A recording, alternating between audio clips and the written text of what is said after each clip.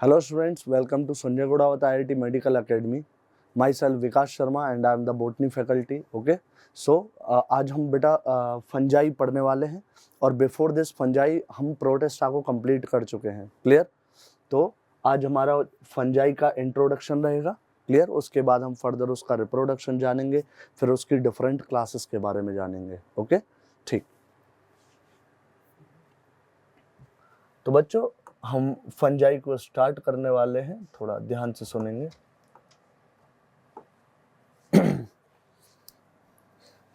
बच्चों ये नया किंगडम यानी हम किंगडम मोनेरा पढ़ चुके हैं, किंगडम प्रोटेस्टा ये कंप्लीट कर चुके हैं. Now it's time for kingdom fungi. ठीक है बच्चों, किंगडम फंजाई को किंगडम माइकोटा भी कहा जाता है. ठीक है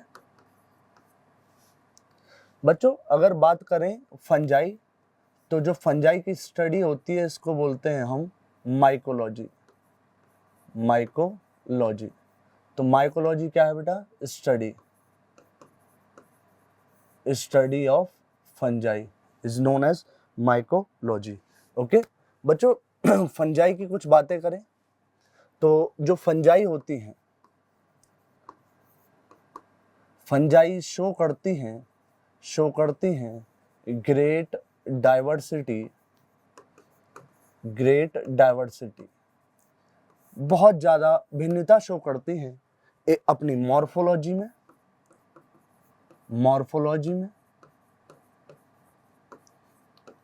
एज वेल एज इनके हैबिटेट में.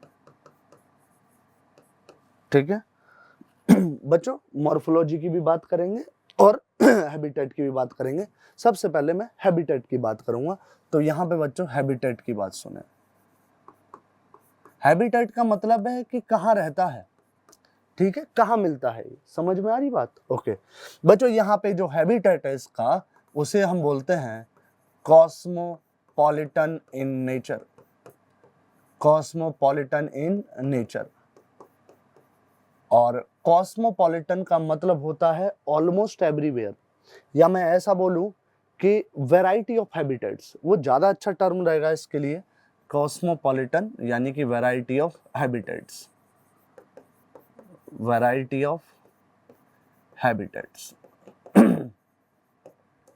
ठीक है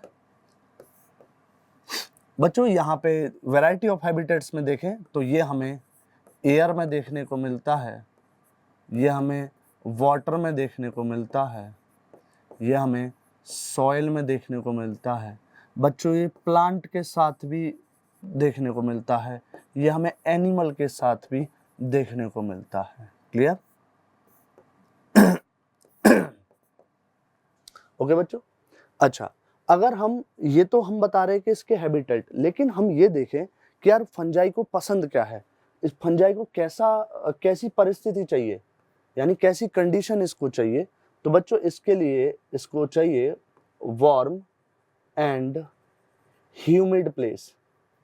बच्चों अगर आपको फंजाई देखनी है तो वार्म एंड ह्यूमिड प्लेसेस में ये मोस्टली देखने को मिलती है. Clear? Warm and humid places. ठीक है,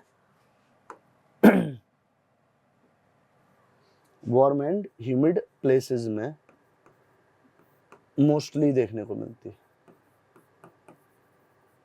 क्लियर है बच्चों?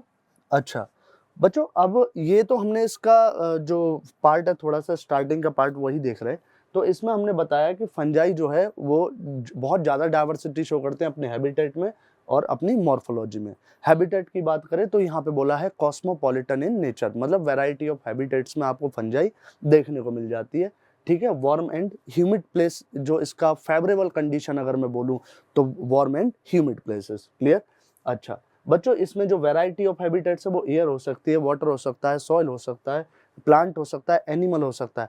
बच्चों अगर आपने बचपन में देखा होगा, जो ब्रेड है, ब्रेड भी क्या हो जाता है उसमें वो जो सड़ जाता है, डैमेज हो जाता है पूरी तरीके से. तो वो भी किस वजह से हो पा रहा है, किस वजह से हो जाता है? फंजाई की वजह से, जिसे हम राइजोपस बोलते हैं. बच्चों ब्रेड का रोटन होना वो भी किसकी वजह से है? फंजाई.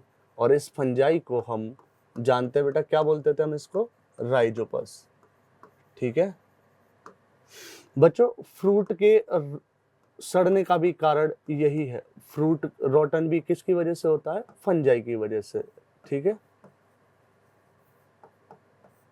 ओके बच्चों आगे देखते हैं इसके बॉडी ऑर्गेनाइजेशन को कि फंजाई में है क्या क्या।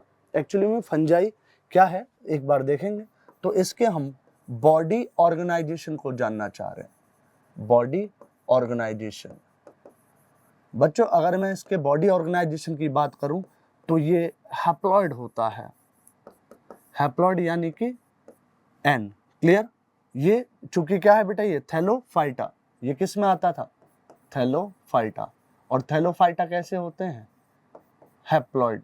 इनकी जो बॉडी है वो कैसी है, हैप्लॉइड। यानी कि हैप्लॉइड का मतलब भी अगर जानना चाहते हैं तो ऐसा है कि single set of chromosome, single set of chromosome के क्या बोलते हैं, हैप्लॉइड। यानी इसको ही हम जीनोम भी बोल देते हैं, जीनोम को ही हम क्या बोलते हैं, हैप्लॉइड नंबर ऑफ क्रोमोसोम या हैप्लॉइड सेट।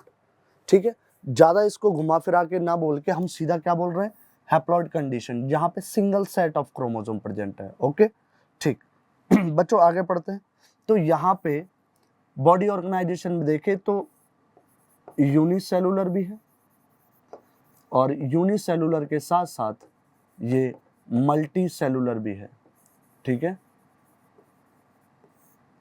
बच्चों, यूनिसेलुलर की बात करें तो यहाँ पे यीस्ट आपको यूनिसेलुलर देखने को मिलता है, क्लियर। और ये वही है जिसको यूज किया जाता है ब्रेड बनाने में। ठीक है, इसी को यूज किया जाता है बियर बनाने में। ठीक है बियर बनाने में भी इसका यूज किया जाता है बच्चों। ये जो ब्रेड है ना, जब ये ब्रेड बना रहा है तब इसको बेकर यीस्ट बोला जाता है, बेकर यीस्ट। और जब ये बियर बना रहा है तब इसको ब्रीवर यीस्ट बोला जाता है, ब्रीवर यीस्ट। ठीक है बच्चों, और बात करें जैसा कि बच्चों इनको बोला मैंने थैलोफाइटा, तो बच्चों इनकी जो प्लांट बॉडी है वो थैलॉइड है ना। थैलॉइड का मतलब क्या होता है, जो इनकी मेन बॉडी होती है वो थैलॉइड होती है। थैलॉइड का मतलब होता है ऐसा स्ट्रक्चर, ऐसा स्ट्रक्चर,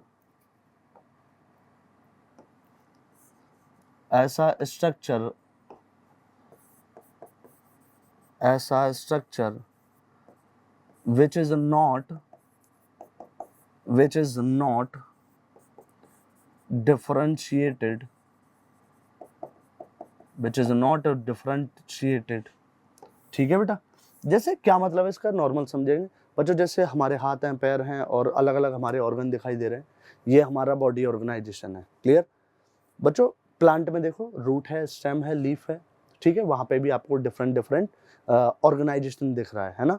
लेकिन यहाँ पे जो बॉडी है वो कैसी है, थैलॉइड, मतलब the structure which is not differentiated, clear okay. उसी को हम क्या बोलते हैं, थैलॉइड स्ट्रक्चर। चलो बच्चों एक और इसके हम स्ट्रक्चर के बारे में चर्चा करेंगे।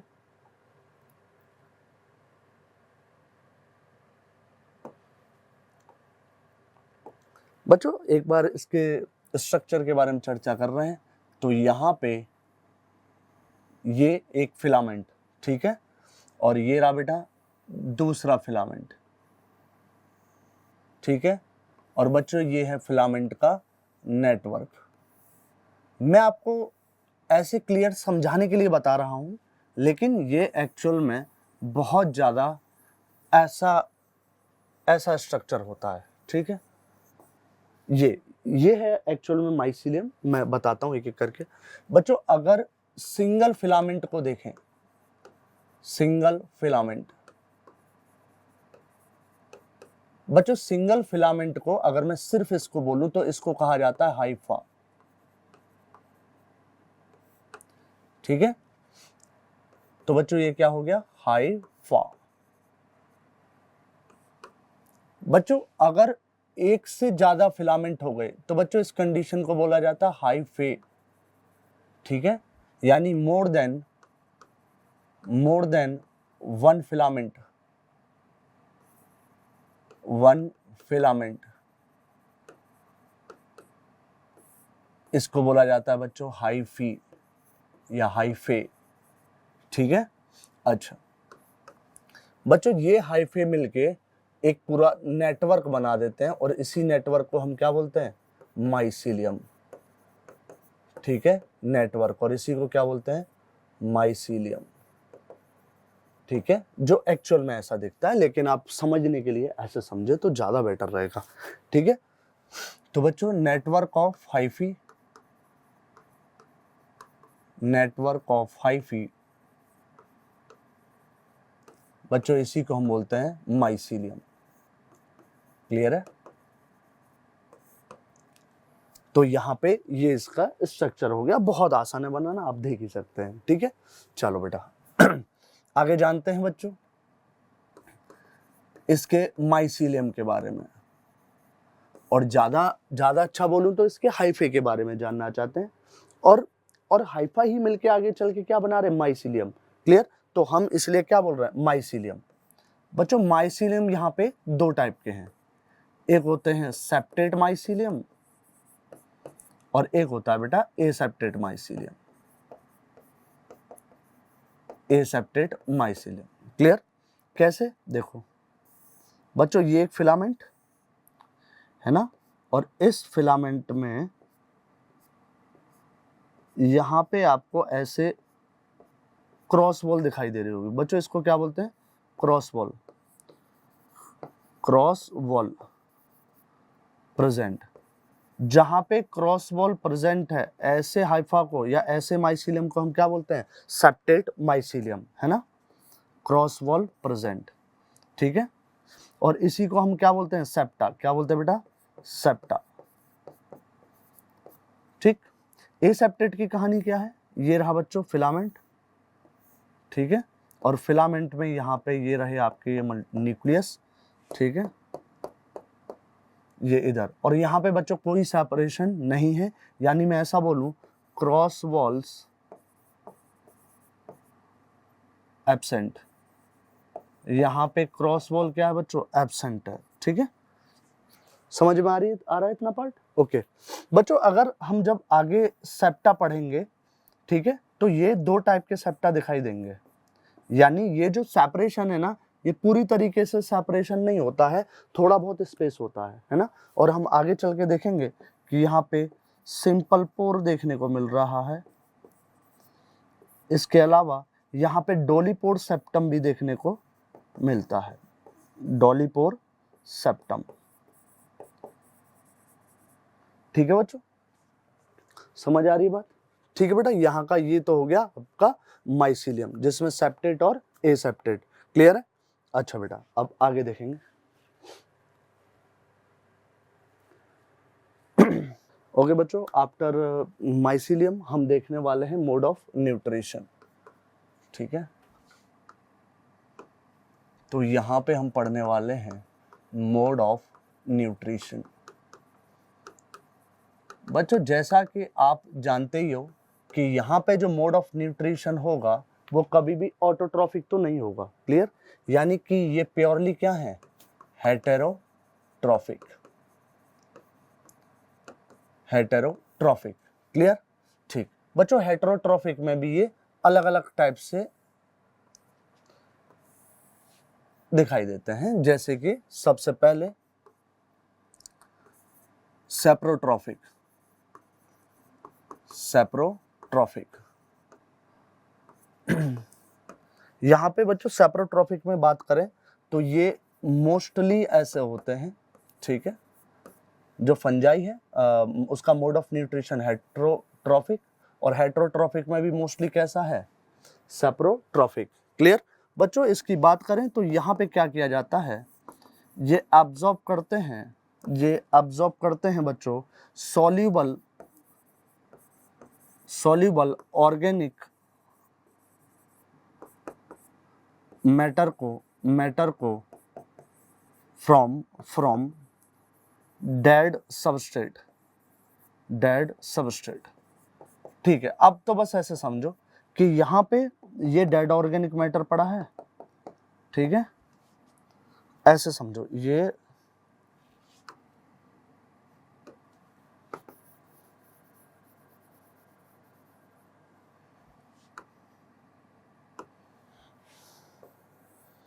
ये रहा बच्चों एक डेड ऑर्गेनिक मैटर पड़ा है, और यहाँ पे बच्चों ये आ गई फंजाई। ठीक है, ये समझने के लिए बच्चों ये है फंजाई। क्लियर? अच्छा, यहाँ पे अब क्या होगा, इस डेड ऑर्गेनिक मैटर के ऊपर, डेड ऑर्गेनिक के ऊपर, ठीक है, ये बच्चों यहाँ से एंजाइम रिलीज करेगी। ठीक है, ये क्या रिलीज करेगी, एंजाइम, और इन एंजाइम की वजह से क्या होगा, इसका डाइजेशन। ठीक है, और बच्चों बाद में ये क्या हो जाएंगे, ये टूट जाएंगे। ठीक है, ये पूरा डेड ऑर्गेनिक मैटर क्या हो गया, एब्जॉर्बेबल हो गया, और फिर इसको ये क्या कर लेगी, एब्जॉर्ब कर लेगी। ठीक है बच्चों, कुछ ऐसा यहाँ पे मोड ऑफ न्यूट्रिशन है, दैट इज सैप्रोट्रोफिक। क्लियर बच्चों? अच्छा, आगे बात करें तो बच्चों ये एज ए सिम्बायोंट भी रहते हैं, सिम्बायोंट। ठीक है, सिम्बायोंट में बात करूं तो बच्चों यहाँ पे ये इन एसोसिएशन विद एल्गी हो सकते हैं, और जब ये दोस्ती करते हैं एल्गी के साथ तो बच्चों इसको बोलते हैं हम लाइकेन। क्या बोलते हैं बेटा, लाइकेन। ठीक है, ये दोस्ती करते हैं root of the higher plant. ठीक है, in association with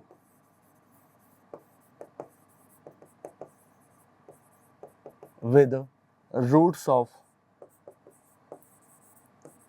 higher plants,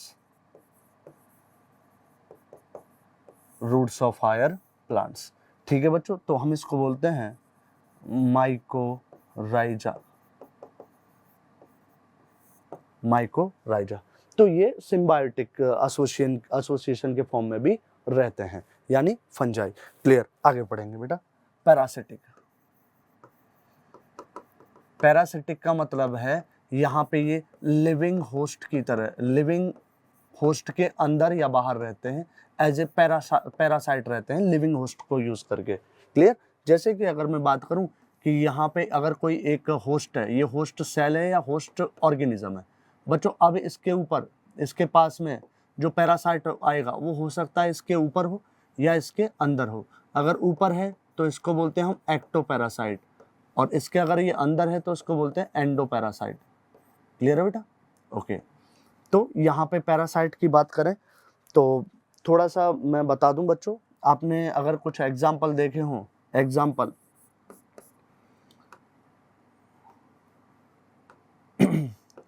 white spot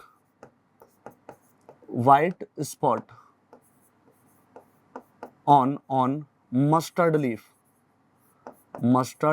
leaf. बच्चों ये आपको कौन सी फंजाई से देखने को मिलता है, तो उसका आंसर है एल्बुगो कैंडिडा। ठीक है, इसके अलावा एक और एग्जांपल आप ले सकते हैं रस्ट फंजाई का, जैसे वीट रस्ट, जो वीट प्लांट होता है उसमें रस्ट जैसा आपको दिखाई देगा, और वो किसकी वजह से होता है, पक्सिनिया की वजह से। ठीक है बच्चों, ये पक्सिनिया की वजह से दिखाई दे रहा है। क्लियर? अच्छा बेटा, यहाँ पे जब हम एनसीईआरटी पढ़ते हैं तो एनसीईआरटी में ये भी मेंशन है कि जो फंजाई हैं उनसे एंटीबायोटिक्स भी ऑब्टेन्ड करी जाती हैं, जैसे कि, तो यहाँ पे बेटा ये एक्स्ट्रा पॉइंट के फॉर्म में लिखना है। ठीक है, एंटीबायोटिक्स भी यहाँ से निकाली जाती हैं, ये अलग पॉइंट बता रहा हूँ मैं। जैसे बेटा आपने सुना है पेनिसिलिन, पेनिसिलिन क्या, एंटीबायोटिक, कहाँ से ऑब्टेन्ड करी जाती है, obtained by Penicillium notatum।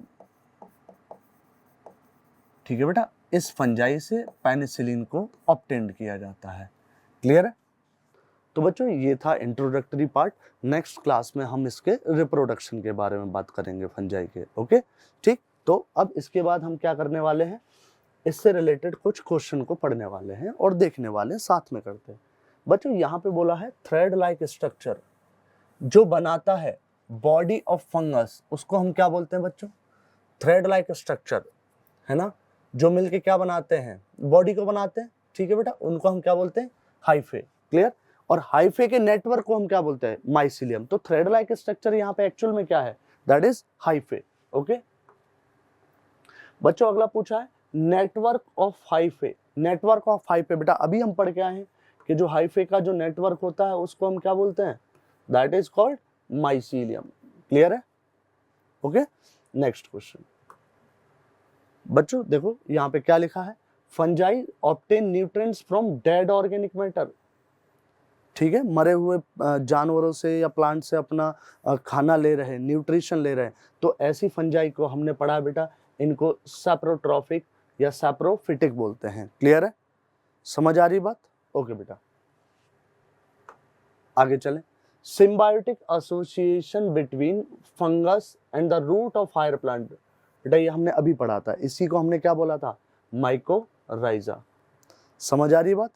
ठीक, नेक्स्ट बच्चों यहाँ पे बोला है which one of the following is a unicellular fungus. तो यहाँ पे हमने एक ही एग्जाम्पल बताया है और एक ही एग्जाम्पल है। अगर आपको याद रखना है कि मोस्ट ऑफ द जो फंजाई है, ठीक है, मोस्टली फंजाई मल्टी सेलुलर है, मल्टी सेलुलर है। और ऐसा ना आपने पेज नंबर 11 पे पढ़ा होगा, जब एनसीईआरटी पढ़ोगे ना तो वहाँ पे टेबल दिया है, और बच्चों टेबल में जो लिखा है उसमें लिखा है multi cellular oblique loose tissue, यहाँ का बॉडी ऑर्गेनाइजेशन। क्लियर? तो यहाँ पे मामला मल्टी सेलुलर से स्टार्ट होता है। एक्सेप्शनली यहाँ पे यीस्ट प्रेजेंट है जो कि कैसा है, यूनिसेलुलर। ठीक है, अब ऐसा क्यों होता है ये हम बाद में भी डील करेंगे। क्लियर बच्चों? समझ आ रही बात? इसको हम बाद में देखने वाले हैं। यीस्ट यूनिसेलुलर यूकैरियोट्स होने के बावजूद किंगडम फंजाई में क्यों है, इसका आंसर मैं आने वाले टॉपिक्स में दूंगा। ठीक है, तो यहाँ पे बच्चों आंसर क्या हो जाएगा, यीस्ट।